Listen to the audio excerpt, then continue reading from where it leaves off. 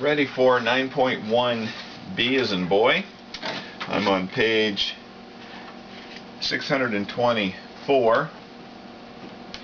And 624, we're at a third property for exponents. And that third property has to deal with splitting up our exponents a little bit. Let me give you an example here. If we were to take something like 4x, and let's put this in parentheses and square it. This means 4 squared times x squared. Okay? So whenever we have more than one bit of information in a parentheses, whether it's multiple variables, an x, a y, and a z, or a number multiplied by one of the variables, each one of the pieces of information inside the parenthesis is squared. So we split them up and we're done.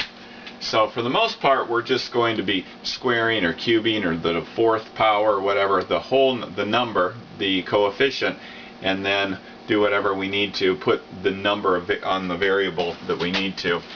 Alright, so let's look at one like 3xy to the fourth power. Now according to property 3 for exponents, it means 3 to the fourth, x to the fourth, y to the fourth.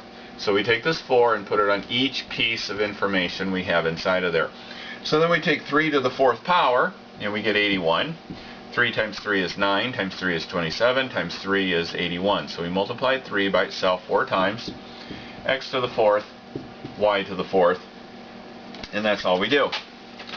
Alright, so this next part, part D, in this section what we're going to be doing is we're going to be combining a lot of information here.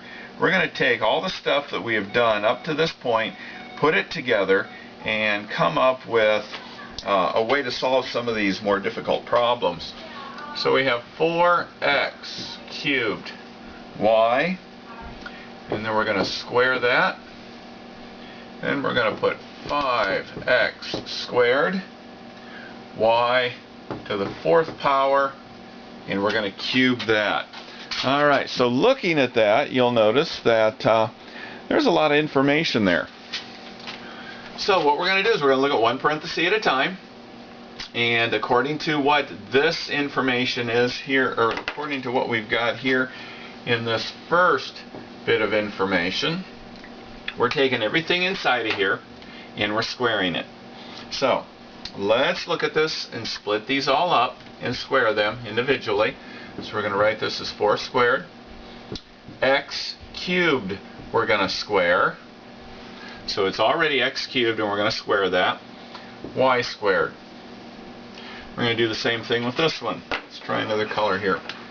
We're going to take 5 cubed, x squared, and cube it. Y to the fourth, and cube it. Okay, so all of that information there like that. Let's start combining stuff. Actually, let's put a parenthesis around here. Leave them in parentheses just so we know that this group and this group are going to multiply just like these two did. 4 squared is 16.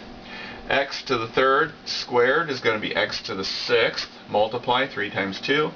Our y squared we didn't do anything to.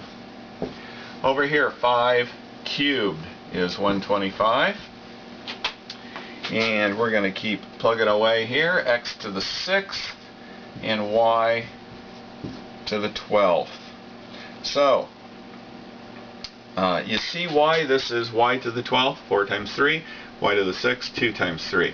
Now we need to take 16 and the 125 and multiply those together, and we get 2,000. And then we've got our x's. We've got an x to the 6th times x to the 6th, and remember when they're times each other, when they're up here like this where we have an exponent to an exponent, you multiply, but when they're beside each other like this, you add them.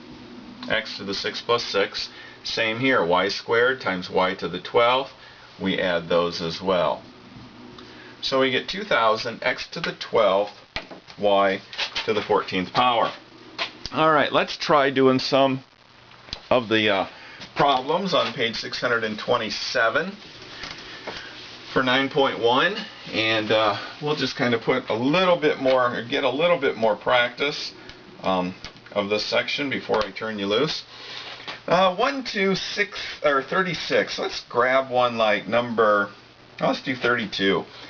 8a to the 4th power, b to the 4th, and that's in a parenthesis.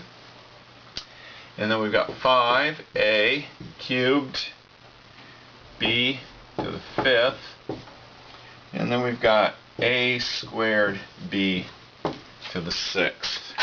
All right, let's see what we can do with that. In this particular one, we're going to look at our parentheses. There's nothing we can do with anything in our parentheses. Everything's already simplified, so now we start combining parentheses. 8 times 5 is 40. There is no number over here, so we don't worry about multiplying anything there. Now we look at our a's. A to the 4th and 3rd and squared, so if it makes it easier, you can put the a to the 4th plus 3 plus 2. And then we do the same with the b. 4 plus 5 plus 6. So we get 40, a to the 9th, b to the 15th. And that ends up being our final answer.